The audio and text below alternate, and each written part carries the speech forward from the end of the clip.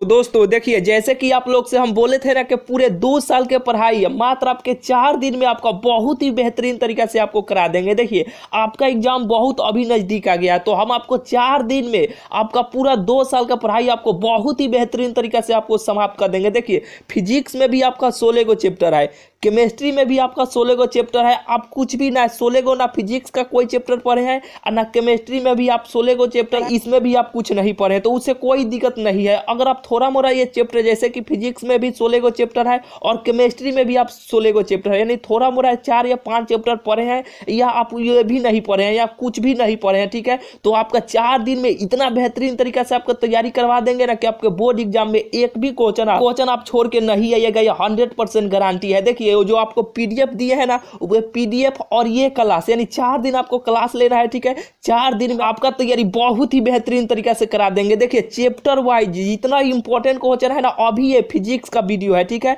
Chemistry का भी आपको शाम को बहुत जल्द आने वाला है, ठीक है। देखिए एक दिन में आपका 2 वीडियो आएगा, ठीक है, और एक वीडियो में 4 गो चैप्टर, जैसे कि फिजिक्स का हो गया तो फिजिक्स में भी आपको 4 गो चैप्टर एक दिन में खत्म हो जाएगा। केमिस्ट्री में भी आपको 4 गो चैप्टर आएगा, यानी 4 गो चैप्टर एक वीडियो में खत्म हो जाएगा और बहुत ही बेहतरीन तरीका से और बहुत ही कम समय में। चैप्टर है ना 16वां चैप्टर पढ़े हैं तो बहुत ही बेटर है, ठीक है, ये वीडियो आपके लिए भी है, ठीक है। अभी तक जो भी स्टूडेंट कुछ भी नहीं पढ़े हैं वो बहुत ही रामवन साबित होने वाला है, ठीक है। तो देखिए इसमें हम आपको किस तरीका से आपको कराने वाले हैं, थोड़ा मोड़ा समय लेंगे और बताएंगे, सीधा आपको डायरेक्ट टॉपिक पर चलेंगे। थोड़ा मोड़ा आप ये सुन लीजिए। देखिए एक चैप्टर से, जैसे कि चैप्टर वाइज, देखिए ज्यादा इंपॉर्टेंट क्वेश्चन नहीं है आपके बोर्ड एग्जाम में। देखिए सभी क्वेश्चन नहीं पूछता है, जैसे कि एगो चैप्टर हुआ, ठीक है, पहिलका चैप्टर है इलेक्ट्रोस्टैटिक्स, ठीक है, यानी स्थिर वैद्युतिकी, ठीक है, उस चैप्टर से देखिए सभी क्वेश्चन नहीं पूछा जाता है। जो आपके बोर्ड एग्जाम में पूछा है और जो पूछने का संभावना है, ठीक है, वो सभी क्वेश्चन बहुत ही बेहतरीन तरीका से बता देते हैं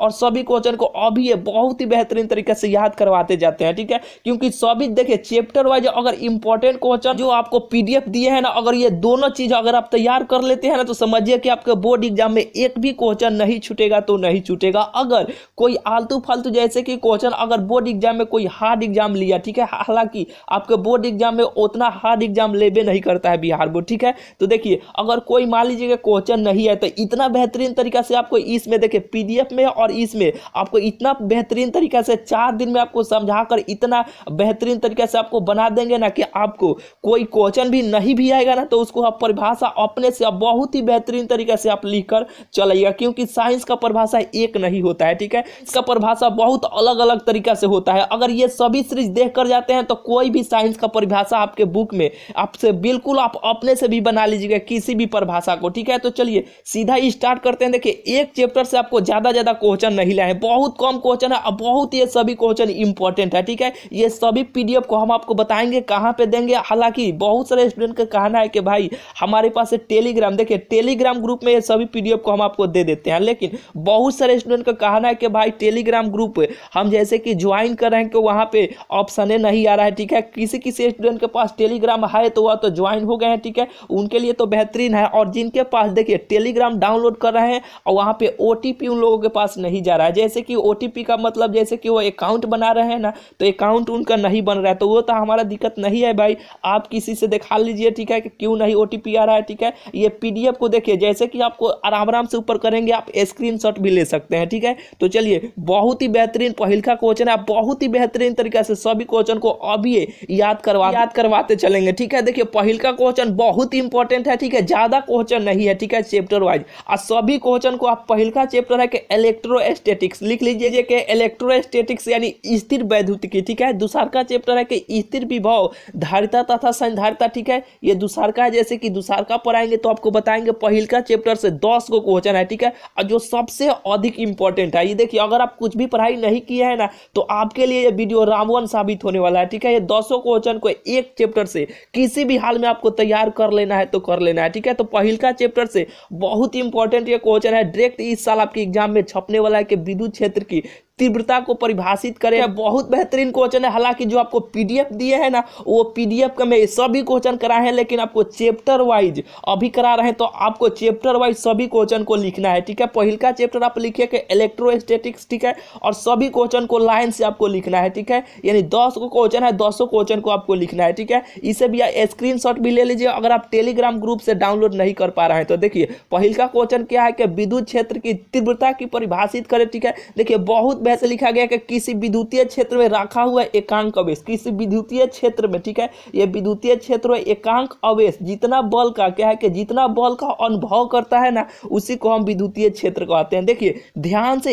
एक बार भी अपने से भी पढ़ लीजिएगा तो आपको बिल्कुल ये सही परिभाषा याद हो जाएगा कि किसी विद्युतीय क्षेत्र में रखा हुआ एकांक आवेश जितना बल का अनुभव करता है ना, उसी को हम विद्युतीय क्षेत्र की तीव्रता कहते हैं। बुझा गया। देखिए इसे ई से बारका ई से सूचित करते हैं, काथी से इसे बारका ई से सूचित करते हैं, जो ई बराबर एफ बटा क्यू होता है। कितना होता है? एफ बटा क्यू होता है। अगर यहाँ से एफ का मान निकालिएगा तो यहाँ पे देखिए जैसे कि ई बराबर कितना है कि जैसे कि ई बराबर एफ बटा यहाँ पे क्यू है, यही ना, तो इसे तिरछा तिरछा ऐसे गुना कीजिएगा तो एफ का मान यहाँ पे नहीं निकल जाएगा, एफ बराबर ई गुने क्यू हो जाएगा। यही हो जाएगा कि नहीं? बिल्कुल यही हो जाएगा। ठीक है, यह एक सदिश राशि है। कहती है विद्युतीय क्षेत्र की तीव्रता, पूछेगा कि कौन सी राशि है, तो यह एक सदिश राशि है। कैसा राशि है? यह एक सदिश राशि है। ठीक है, चलिए यहाँ पे पहले का क्वेश्चन आपको बुझा गया होगा। चलिए दूसरा का क्वेश्चन देखिए, बहुत बेहतरीन है। देखिए इसमें 2 नंबर वाला क्वेश्चन, देखिए एक चैप्टर से 2 नंबर वाला क्वेश्चन है और 5 नंबर वाला भी क्वेश्चन है। ठीक है, यानी दोनों टाइप का क्वेश्चन 10 चैप्टर से, बहुत बेहतरीन है। देखिए ये दूसरा का क्वेश्चन क्या है कि आवेश के संबंध में कूलाम का नियम लिखे। क्या है कि आवेश के संबंध में कूलाम का नियम लिखे। देखिए बहुत बेहतरीन तरीका से लिखा गया है, इसको सिद्ध भी आपको करके बहुत ही बेहतरीन तरीका से आपको बताने वाले हैं। देखिए कि प्रसिद्ध भौतिकी शास्त्री कूलाम के अनुसार, अगर ये पूछेगा कि आवेश के संबंध में कूलाम का नियम लिखे, ठीक है, तो ये परिभाषा आपको लिखना है। क्या लिखना है कि देखिए इसे कट करते हैं कि विद्युत क्या है कि प्रसिद्ध भौतिकी शास्त्री कूलाम के अनुसार यदि 2 आवेश को क्या है कि यदि 2 आवेश को एक क्या है कि 2 आवेश को एक दूसरे के किसी दूरी पर स्थित हो तो उनके बीच लगने वाला आकर्षण या प्रतिकर्षण बल इन दोनों आवेश के गुणनफल के सीधा समानुपाती होता है। इनके बीच के दूरी वर्ग के क्या होता है? व्युत्क्रमानुपाती होता है। अपने से भी केवल एक बार पढ़िएगा ना तो बिल्कुल आपको यह परिभाषा आपको याद हो जाएगा। ठीक है, चलिए यानी वर्ग के व्युत्क्रमानुपाती होता है। क्या होता है? देखिए यहाँ पे थोड़ा हम ऐसे बैक जाते हैं। ठीक है, यहाँ पे कॉपी में होगा। ठीक है, देखिए यहाँ पे है उसका सिद्ध किया हुआ। देखिए क्या है कि Q1 और Q2, जैसे कि एक आपको डांटा जैसे एक यहाँ पे रेखा खींचना है, खींचने के बाद देखिए यहाँ पे Q1 मानना है, यहाँ पे Q2। ठीक है, इसके बीच के दूरी R लेना है। ठीक है, ले लिया। यही बात यहाँ पे लिखना है कि माना कि Q1 तथा Q2 2 आवेश है जिनके बीच के दूरी R है। ठीक है, इतना बात आराम से आप लिख लीजिएगा। और कूलाम के नियम से इन दोनों के बीच लगने वाला बल, जैसे कि क्या दिया कि यहाँ पे क्या दिया था कि वर्ग के व्युत्क्रमानुपाती, वर्ग के यानी वर्ग वहाँ पे बल दिया था ना, तो F है यानी व्युत्क्रमानुपाती Q1 इंटू Q2। ठीक है, यानी बल के व्युत्क्रमानुपाती। यहाँ पे क्या बोला था? यही ना क्वेश्चन यहाँ पे बोला गया कि देखिए कि आवेश के क्या है कि आवेश के गुणनफल के सीधा समानुपाती और इनके बीच के दूरी के वर्ग के ऐसे व्युत्क्रमानुपाती होता है। यही ना है, देखिए यही बात यहाँ पे लिखा गया। ठीक है, तो देखिए यहाँ पे हो जाएगा पहले का समीकरण, यहाँ पे हो जाएगा कि F समानुपाती Q1 इंटू Q2, यह समीकरण 1 हो जाएगा। तथा में देखिए F के व्युत्क्रमानुपाती 1/r², ये दूसरा का समीकरण हो जाएगा। तो समीकरण 1 और 2 से चलेंगे। ठीक है, तो समीकरण 1 और 2 को जैसे ही आप लीजिएगा तो F समानुपाती Q1 इंटू यानी Q1 इंटू Q2 बटा यहाँ पे R है तो R² नीचे हो जाएगा। ठीक है, ये देखिए आपको बिल्कुल समझ में आ जाएगा। अपने से भी केवल एक बार ध्यान से इसे आप देख लीजिएगा। तो देखिए ये कांस्टेंट होता है। ठीक है, यानी F जो है ना, यहाँ पे F हटेगा, यहाँ समानुपाती का चिन्ह ऐसे वाला हटेगा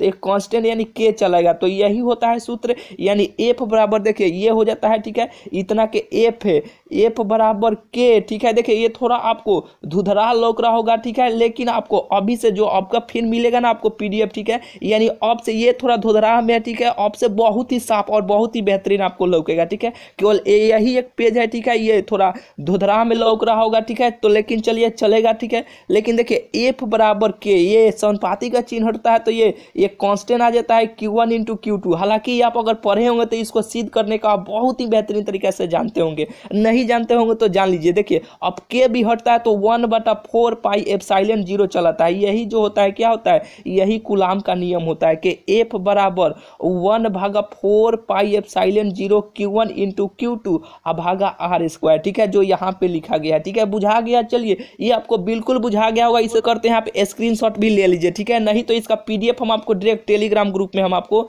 दे देंगे, ठीक है। ये देखिए हवा के लिए यह है, ठीक है, आपको इतना ही याद करना है, ठीक है, इतना ही से ये कूलाम का नियम सिद्ध हो जाता है, ठीक है। चलिए अब दूसरा का क्वेश्चन की ओर चलते हैं। ये आपको बुझा गया होगा कि आवेश के संबंध में कूलाम के नियम को कैसे सिद्ध करना है, ठीक है, ये परिभाषा लिखना है और वो सिद्ध करने वाला प्रक्रिया उतना लिख देना है, बिल्कुल ये सिद्ध हो जाएगा। तो चलिए यहाँ पे दो क्वेश्चन हो गए। तीसरा का नंबर क्वेश्चन देखिए बहुत बेहतरीन है कि देखिए कि वैद्युत द्विध्रुव क्या है, क्या है कि विद्युत कहिए या वैद्युत कहिए, ठीक है, बात एक ही होता है। तो वैद्युत द्विध्रुव क्या है, तो देखिए अगर क्या है कि अगर दो बराबर, जैसे कि अगर दो बराबर और विपरीत आवेश एक दूसरे को क्या है कि अगर दो बराबर और विपरीत आवेश एक दूसरे के काम की यानी एक दूसरे के दूरी पर, ये काम हटा देना है काम, ठीक है, एक दूसरे के दूरी पर रखे जाए तो इसे विद्युतीय द्विध्रुव कहते हैं। क्या कहते हैं, इसको हम विद्युतीय द्विध्रुव कहते हैं, ठीक है। चलिए ये भी आपको बुझा गया होगा। चौथा नंबर क्वेश्चन देखिए बहुत बेहतरीन है कि विद्युत द्विध्रुव अघूर्ण किसे कहते हैं, द्विध्रुव अघूर्ण किसे कहते हैं। देखिए बराबर और विपरीत क्या है कि बराबर और विपरीत आवेश होने के कारण वह अपने अक्ष पर घूमता है, उसी को हम विद्युतीय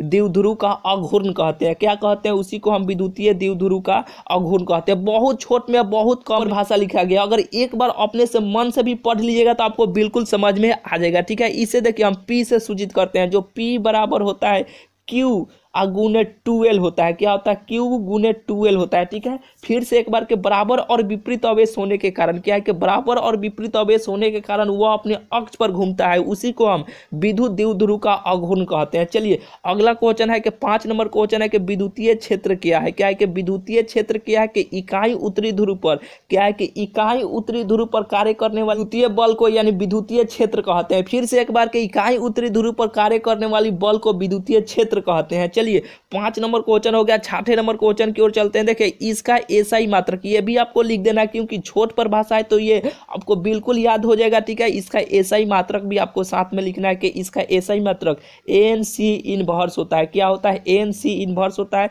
यहाँ पे माइनस का चिन्ह है, इसे कट करते हैं, आपको ये चीज लिख लेना है, ठीक है, कि एएनसी क्या कि यहाँ पे एएनसी इनवर्स होता है, ठीक है। इसे ई से सूचित किया जाता है, जो ई बराबर होता है कि ई बराबर देखिए ई बराबर होता है कि 1/4 पाई एप्सिलॉन 0, ठीक है, आई इंटू Q1 क्या है कि ये गुना में होता है, इंटू यहाँ पे दीजिए Q1 इंटू डी स्क्वायर होता है ना। यहाँ पे आपको बिल्कुल परिभाषा बुझा गया हो कि विद्युतीय क्षेत्र किसे कहते हैं। चलिए ये 6ठा नंबर क्वेश्चन है कि विद्युतीय विभव क्या है। क्या है कि विद्युत विभव क्या है, देखिए इकाई धन आवेश को क्या है कि इकाई धन आवेश को अनंत से बिंदु तक क्या है कि अनंत से बिंदु तक लाने में किए गए कार्य को अनंत से बिंदु तक लाने में किए गए कार्य को विद्युतीय विभव कहते हैं। इसे भी से सूचित करते हैं, जो भी बराबर एफ गुने डी होता है, जो एफ को हम बल कहते हैं, डी से डिस्टेंस यानी डी को हम दूरी कहते हैं। यानी देखिए भी बराबर क्या होता है कि बल गुने दूरी होता है। चलिए विद्युतीय विभव भी आपको बुझा गया होगा। अब देखिए विद्युतीय फ्लक्स को परिभाषित करें, बहुत बेहतरीन क्वेश्चन है, ठीक है। विद्युतीय फ्लक्स को परिभाषित करें, देखिए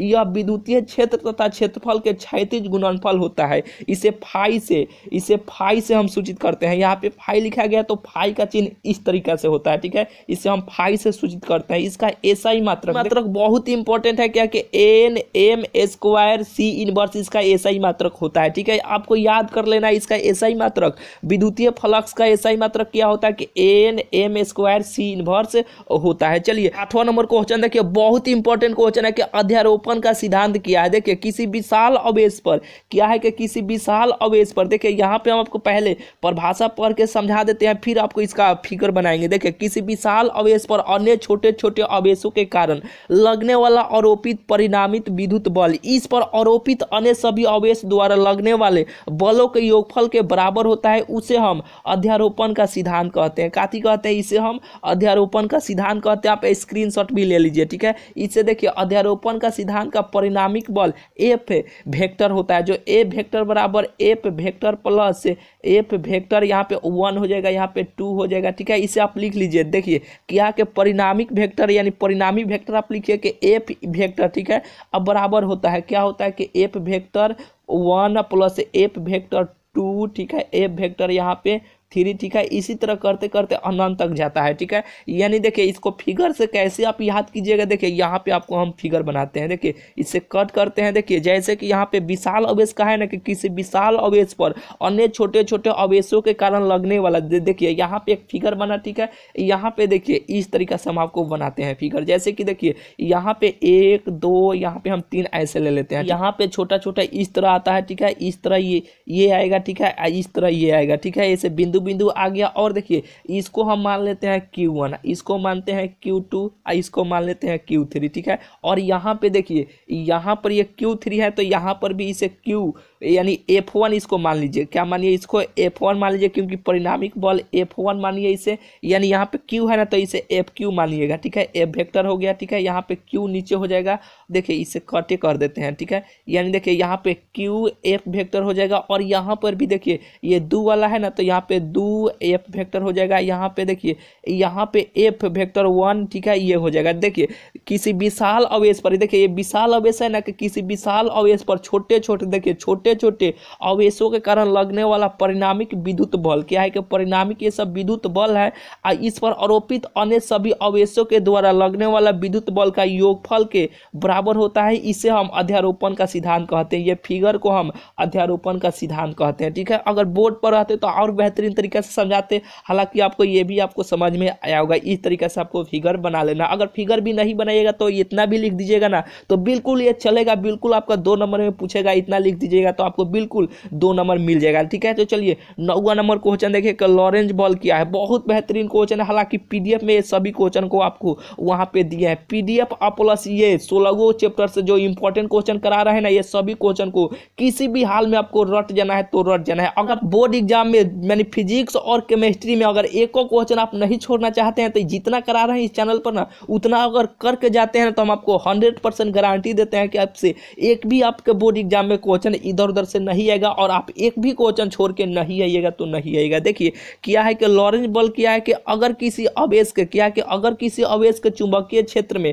घुमाया जाए तो एक बल कार्य करता है। क्या कि अगर किसी अवेश को चुंबकीय क्षेत्र में इस तरीके से घुमाया जाता है, तो हालांकि इस पर तो अवेश काम तो करबे करेगा, एक अवेश यानी घुमाया जाए तो एक बल कार्य करता है, उसी को हम लॉरेंज बल कहते हैं, जिसे हम F से सूचित करते हैं, जो F बराबर Q V अब B होता है। Q को अवेश कहते हैं, V को वेग कहते हैं, ठीक है। और इसको चुंबकीय क्षेत्र बोलते हैं, ठीक है, यानी वेबर बोलते हैं। चलिए यहाँ पे उसका यहाँ पे सूत्र लिखा गया कि इसे F से सूचित करते हैं, जो F बराबर Q V B होता है। चलिए 10वां नंबर क्वेश्चन देखिए, बहुत इंपॉर्टेंट क्वेश्चन है कि विद्युतीय क्षेत्र क्या है, कि विद्युतीय क्षेत्र रेखा को परिभाषित करे तथा इसके गुणों को लिखे। बहुत इंपॉर्टेंट क्वेश्चन है। देखिए विद्युतीय क्षेत्र रेखा का आपको फिगर बनाते हैं, इस तरीके से आपको याद करना है। जैसे कि यहाँ पे एक अवेश आया, फिर यहाँ पे चला आया, फिर यहाँ से आया, यहाँ पे देखिए फिगर है इस तरीके से, फिर यहाँ पे ऐसे चला आया, यहाँ पे प्लस Q अवेश है, यहाँ पे माइनस Q अवेश है, ठीक है। यहाँ पे माइनस Q अवेश है। देखिए परिभाषा है कि वैसी रेखाएं जो यहाँ पे प्लस Q से, देखिए यहाँ पे प्लस Q है,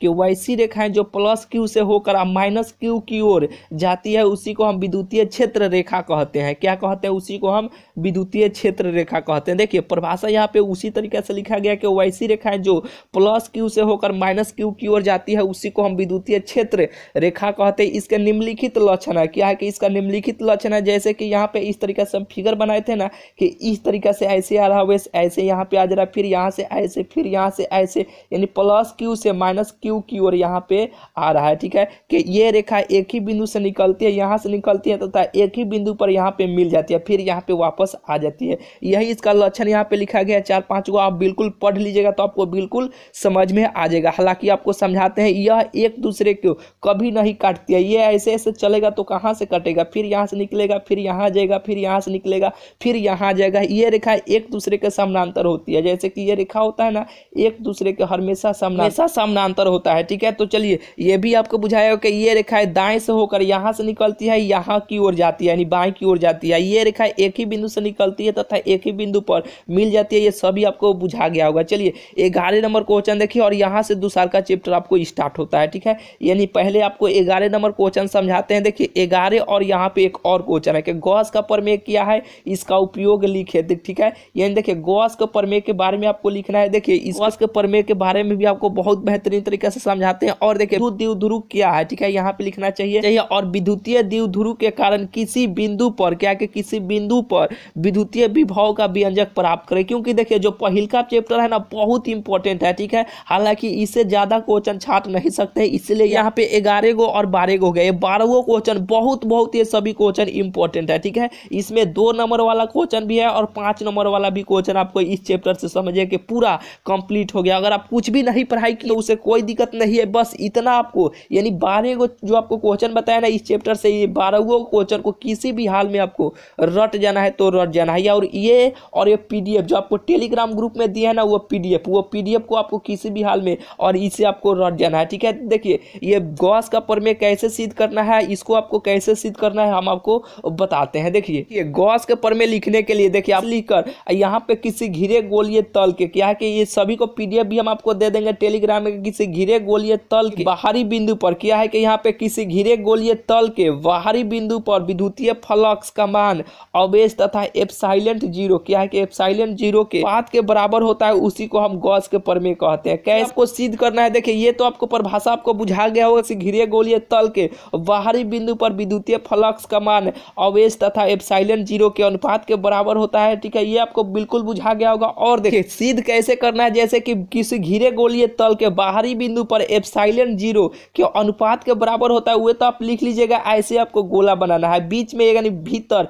क्यू अब से आपको लेना है, ठीक है। ले लिए और लेने के बाद यहाँ पे देखिए यहाँ पे इसको इस तरीके से खींचना है, यहाँ पे ए हो जाएगा, यहाँ पे ओ, और इसके बीच के दूरी आर मानिए या डी मानिए, ठीक है। बात एक ही है, ठीक है। और देखिए कि चित्र में एक गोलीय तल दिखाया गया है, ये आपको बातवा लिखना है गिवन में कि चित्र में एक गोलीय तल दिखाया गया है, ए इसके बाहरी बिंदु है, ये इसके बाहरी बिंदु बिल्कुल है और बिंदु है तथा प्लस क्यू यानी यहाँ पे तथा अंदर प्लस क्यू अवेश है, अंदर प्लस क्यू अवेश यहाँ पे हल ही है, ठीक है, अवेश है, ठीक है। और हम ये प्रूफ क्या करना है कि टू प्रूफ आपको लिखना है, करना है कि फाई बराबर आपको सिद्ध करना है क्या कि फाई बराबर क्यू आई इंटू एप्सिलॉन 0 आपको ये सिद्ध करना है। कैसे करना है कि देखिए हम जानते हैं कि देखिए जैसे कि यहाँ पे फाई है ना कि फाई को हम विद्युतीय फ्लक्स बोलते हैं, जैसे कि आपको पीछे बताए हैं। अब विद्युतीय फ्लक्स बराबर ई ए कॉस थीटा होता है कि यदि यानी इफ अगर थीटा बराबर हम 0 मानेंगे तो यानी फाई बराबर ई नहीं हो जाएगा, यानी कॉस 0 का मान कितना होता है 1 होता है, जो समीकरण 1 आप मान लीजिएगा, ठीक है।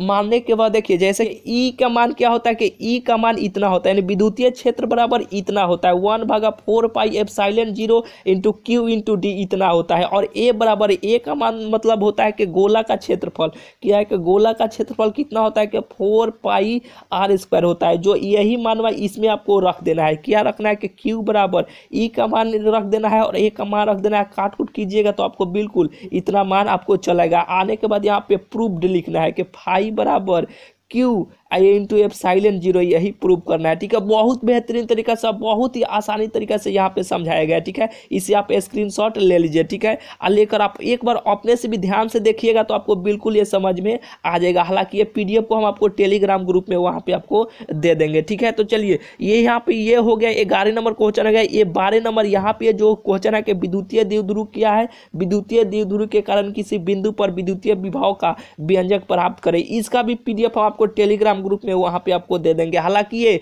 उतना इंपॉर्टेंट क्वेश्चन नहीं है, हालांकि ये गॉस का प्रमेय और कूलॉम का नियम दोनों बहुत ये दोनों क्वेश्चन बहुत इंपॉर्टेंट था, ठीक है। इसलिए आपको करा दिया, इसका आपको टेलीग्राम ग्रुप में दे देंगे। हालांकि आप कहीं से पढ़े होंगे तो इसका सोल्यूशन आप कर लीजिएगा, और नहीं तो टेलीग्राम में बहुत ही बेहतरीन तरीका से इसका सोल्यूशन करके हम आपको वहां पे आपको दे देंगे, ठीक है। चलिए यहाँ से दूसरा का चैप्टर स्टार्ट होता है कि धारिता क्या है कि धारिता का परिभाषा लिखना है। देखिए बहुत बेहतरीन तरीका से लिखा गया कि पहिलका चैप्टर आपका बहुत ही बेहतरीन तरीका से फिनिश हो गया। चलिए दूसरा का क्वेश्चन है, नहीं दूसरा का चैप्टर में से पहिलका क्वेश्चन है धारिता क्या है कि धारिता का परिभाषा लिखे कि आवेश ग्रहण करने की क्षमता को हम धारिता कहते हैं। इसे सी से सूचित करते हैं, जो सी बराबर क्यू भागा भी होता है। चलिए ये बुझा गया होगा। चलिए सौम विभव पृष्ठ क्या है, सौम विभव पृष्ठ क्या है कि अगर दो सतह को क्या है कि अगर दो सतह हो और दोनों का विभव समान हो। जैसे एक बार देखिए कि अगर दो सतह हो और दोनों का विभव समान समान हो इसे हम सम विभव कहते हैं। अगर दो सतह हो और दोनों का विभव समान हो इसे हम सम विभव कहते हैं। लेकिन दोनों का विभव को एक दूसरे के बराबर यानी एक दूसरे के बराबर और विपरीत होना चाहिए, ठीक है, ये बुझा गया होगा। चलिए ध्रुवन क्या है, तीसरा का क्वेश्चन है कि ध्रुवन क्या है कि अगर किसी यौगिक क्या है कि अगर किसी यौगिक चुंबक आवेश प्लस माइनस क्या है कि इसका दो गो परिभाषा यहाँ पे लिखा गया है, इसे याद कीजिए ध्रुवन का परिभाषा या इसे याद कीजिए। देखिए जैसे कि क्या है कि अगर किसी यौगिक क्या है कि अगर किसी यौगिक चुंबक आवेश प्लस माइनस बनाता है इसे ध्रुवन कहते हैं। यहाँ पे ध्रुवन ऐसे लिख लीजिएगा। इसको आपको नहीं लिखना चाहते हैं तो ये चीज आपको लिखना है कि देखिए जैसे कि यहाँ पे हम चुंबक बनाते हैं यहाँ पे N प्लस लिखते हैं, ठीक है, यहाँ पे S माइनस लिखते हैं। देखिए कि किसी क्या कि किसी भी चुंबक में दो ध्रुव होता है, N प्लस होता है और S माइनस होता है, उसी को हम ध्रुवन कहते हैं। बुझा गया होगा ये भी आपको। चलिए तीसरा नंबर क्वेश्चन हो गया। चौथा नंबर क्वेश्चन देखिए कि वांडी ग्राफ जनित्र क्या है, इसके लिए क्या है कि इसके सिद्धांत बनावट एवं रचना का वर्णन करें। बहुत ही बेहतरीन तरीके से आपको बताते हैं, बहुत ही बेहतरीन क्वेश्चन है। क्या है कि वांडी ग्राफ जनित्र क्या है, इसके सिद्धांत बनावट एवं रचना का वर्णन करें। देखिए बहुत ही बेहतरीन तरीके से इसका परिभाषा यहाँ पे लिखा गया है कि वांडी देखिए कि वांडी ग्राफ जनरेटर है, ठीक है, कि ऐसा उपकरण है। देखिए इसके हम आपको जनरेटर बोलते हैं, यानी वांडी ग्राफ जैसे होता है ना, जैसे कि मेला में आप गए होंगे, ठीक, जितना बॉल वॉल जड़ता है ना, जैसे कि वहां पे सर्कस उर्कस लगता है तो बॉल वॉल वहां पे जड़ता है ना, तो वांडी ग्राफ जैसे कि पूरा समय ना जितना वहां पे लाइन रहता है तो वहां पे वांडी ग्राफ जाता है, ठीक है, वांडी ग्राफ वहां पे जनरेटर जाता है, उसी को यानी वांडी ग्राफ जनरेटर आप देखिएगा ध्यान से, उसी यानी वही बहुत ज्यादा वोल्टेज देता है, पूरा मेला को वो संभालता है, ठीक है, यानी जहां पर ज्यादा वहां पे बिजली का खपत होता है ना, जैसे कि ज्यादा पावर वोल्टेज का वहां पे चाहिए ना, वांडी ग्राफ जनरेटर वहां पे ले जाया जाता है, ठीक है। देखिए कि वांडी ग्राफ जनरेटर ऐसा उपकरण है जो यांत्रिक ऊर्जा को विद्युत ऊर्जा में बदलता है। इस जनरेटर का खोज महान वांडी ग्राफ नाम के वैज्ञानिक ने 1931 ईस्वी में किया था, अतः इसे वांडी ग्राफ जनरेटर भी कहा जाता है। इसकी क्षमता देखिए, इसका क्षमता बहुत होता है, जैसे कि मेला में बहुत ज्यादा वोल्टेज का चाहिए, यानी जहां पर भी ज्यादा वोल्टेज का वही वोल्टेज यानी ज्यादा वोल्टेज चाहिए वहां पे वांडी ग्राफ जनरेटर जाता है, क्योंकि इसका वोल्टेज जैसे कि 30 लाख से 50 लाख यह विद्युत पैदा करता है। जहां पर भी अधिक विद्युत का जरूरत होगा वहां पे यह जनरेटर जाता है, ठीक है। इसका सिद्धांत देखिए, इसका सिद्धांत यह विभव के सिद्धांत पर कार्य करता है। काती के सिद्धांत पर कार्य करता है, यह विभव के सिद्धांत पर कार्य करता है। देखिए ये आपको बुझाया होगा, ठीक है, इसे आप स्क्रीनशॉट ले लीजिए, ठीक है। देखिए कि वांडी ग्राफ जनरेटर क्या है, इसे थोड़ा ऊपर करते हैं और इसका फिगर और इसको सिद्धांत आपको समझाते हैं, ठीक है। तो देखिए सिद्धांत में आपको यह चीज लिख देना कि यह विभव के सिद्धांत पर कार्य करता है। पहले देखिए कि चक्की से क्या है कि पहले चक्की से यानी डिस्क से, ठीक है, विभव V1 बराबर इतना, ये सूत्र आप पहले से जानते हैं, ठीक है।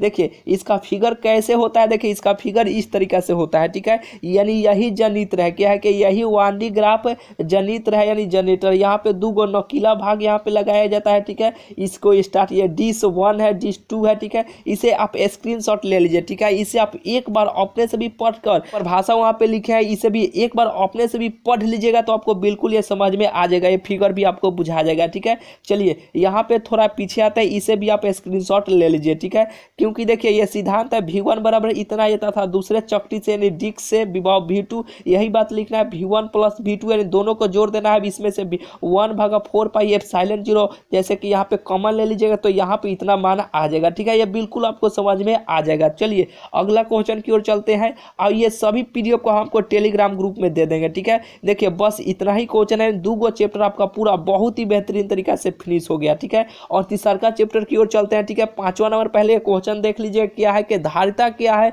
समानांतर पट्टी संधारित्र की धारिता का व्यंजक निकाले अगर दोनों क्या है कि अगर दोनों की कुछ दूरी पर रखा हो। तो देखिए जैसे कि नहीं समझ में क्वेश्चन आया हुआ, क्या क्वेश्चन है, देखिए पहले ये 5वां नंबर क्वेश्चन है कि धारिता क्या है। धारिता का पहले परिभाषा लिखना है कि किसी समानांतर पट्टी संधारित्र की धारिता का व्यंजक निकाले अगर दोनों की क्या है कि अगर दोनों को कुछ दूरी पर रखा गया हो। तो कैसे इसका आंसर लिखना है, देखिए यहाँ पे हम आपको समझाते हैं, यानी आपको बताते हैं। देखिए परिभाषा बहुत ही बेहतरीन तरीके से लिखा गया। सबसे पहले धारिता के बारे में आप लिखिएगा, यहाँ पर भी वही क्वेश्चन लिखा गया कि धारिता क्या है, इससे क्या है कि धारिता क्या है कि किसी समानांतर पट्टी संधारित्र के धारिता का व्यंजक निकाले अगर दोनों को कुछ दूरी पर रखा गया हो। तो देखिए धारिता की परिभाषा यहाँ से आप लिख लीजिएगा, किसी आवेश ग्रहण करने की क्षमता को हम धारिता कहते हैं, इसे C से सूचित करते हैं। इसका SI मात्रक फैराडे होता है जो Q बराबर CV होता है। क्या होता है, Q बराबर CV होता है, जो यहाँ पे लिखा गया। और देखिए इतना बात लिखने के बाद यहाँ पे इसको देखिए जैसे कि इसके बीच के दूरी देखिए, जैसे कि क्या बोला गया कि अगर कोई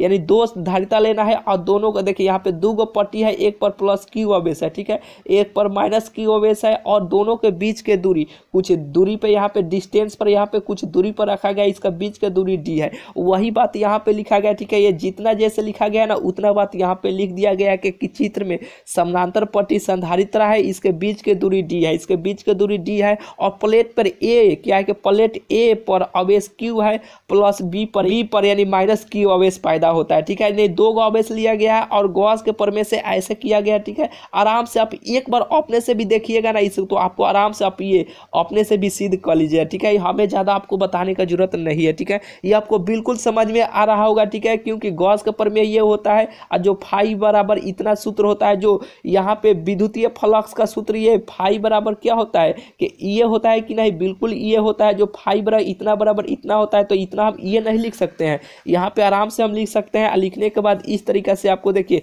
इस तरीके से समीकरण एक मानना है, सूत्र से आना है, आने के बाद इस यहाँ पे आना है, और देखिए यहाँ पे ऐसे आपको कर जैसे कि यहाँ पे Q बराबर सी भी होता है, तो यहाँ पे मान ऐसे रख लेना है, ठीक है। यहाँ पे C का मान निकल जाएगा, C बराबर इतना हो जाएगा, इसको रखिएगा, उसको काट कूट यहाँ पे जैसे कि यहाँ पे समीकरण 1 और समीकरण 2 से चलिएगा, बिल्कुल यहाँ पे रखिएगा, एक काट कूट कर इतना आपको मान यहाँ पे चलाएगा, ठीक है। बिल्कुल आपको बुझाएगा, ठीक है। यही क्या है कि देखिए यहाँ पे नीचे लिखा गया कि यही क्या है कि यही समानांतर पट्टी धारिता का व्यंजक यानी इसे ही कहा जाता है, ठीक है। यानी बिल्कुल आपको ये बुझा जाएगा। चलिए अगला यानी देखिए दो गो चैप्टर आपका बहुत ही बेहतरीन तरीका से समाप्त हुआ, ठीक है। और देखिए दो गो और चैप्टर बचा, ठीक है। हम आपको क्या बोले कि 4 गो चैप्टर एक वीडियो में खत्म होगा तो होगा, ठीक है, किसी भी हाल में होगा। चलिए और यानी दो गो चैप्टर आपको देखिए एक साथ यानी दोनों चैप्टर का आपको पीडीएफ दे देते हैं, ठीक है। उस पीडीएफ को आपको चलिए उससे भी आपको समझा देते हैं बारी बारी से। देखिए तो देखिए यहाँ से दूसरा चैप्टर से जो क्वेश्चन इंपॉर्टेंट है, सबसे अधिक इंपॉर्टेंट है ना,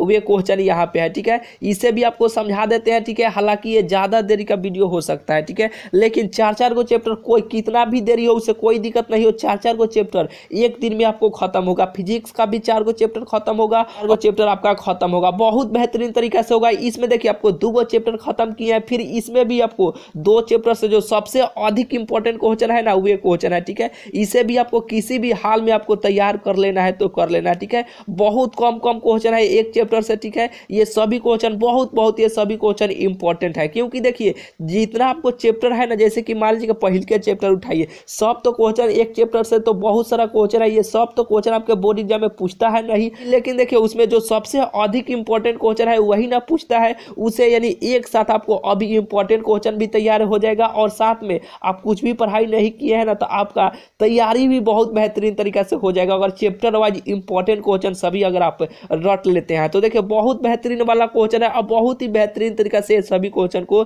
लिखा गया। इस पीडीएफ को हम आपको टेलीग्राम ग्रुप में वहां पे आपको दे देंगे, वहां से आप ये डाउनलोड कर लीजिएगा। हालांकि बहुत बेहतरीन तरीका से लिखा गया है, केवल एक बार अपने से भी पढ़ लीजिएगा तो बिल्कुल आपको ये समझ में आ जाएगा, ठीक है। तो चलिए मिलते हैं फिर आपसे अगले वीडियो में। अगर केमिस्ट्री का भी आपको वीडियो चाहिए तो जरूर आपको इस वीडियो कमेंट में बताना है कि केमिस्ट्री का भी भाई जल्द ला दीजिए, ठीक है, क्योंकि चैप्टर वाइज आपको एक साथ है, कोई भी इतना कम समय में आपको तैयारी नहीं करवाएगा तो नहीं करवाएगा। इसी चैनल के द्वारा मात्र बहुत ही कम समय में और बहुत ही बेहतरीन तरीका से आपका तैयारी करवा दिया जा रहा है मात्र 4 दिन में, ठीक है। तो जरूर बताइएगा कि अगर केमिस्ट्री का चाहिए तो, ठीक है। तो चलिए मिलते हैं फिर आपसे अगले वीडियो में। पीडीएफ आप टेलीग्राम ग्रुप में से जाकर ज्वाइन होकर वहां पे ले लीजिए। टेलीग्राम ग्रुप का नाम आप पहले सुन लीजिए, Bihar board ranker study centre है। इस वीडियो के डिस्क्रिप्शन में भी देखिएगा, वहां पे लिंक दे देंगे। आप टेलीग्राम ग्रुप में डायरेक्ट आप ज्वाइन होकर ये पीडीएफ को आप डाउनलोड कर अपना तैयारी बहुत ही बेहतरीन तरीका से कर सकते हैं 4 दिन में। देखिए